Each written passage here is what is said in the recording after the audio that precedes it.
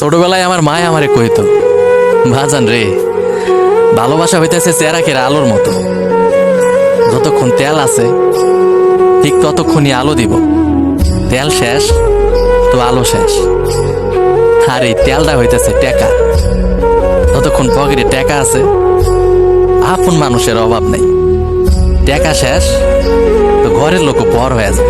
তোমার সাথে আমার কথা হোক বা না হোক, মনে রাখবা তুমি আমার জীবনের সব থেকে প্রিয় মানুষ ছিলে, আর আজীবনই প্রিয় মানুষ হয়ে থাকবে।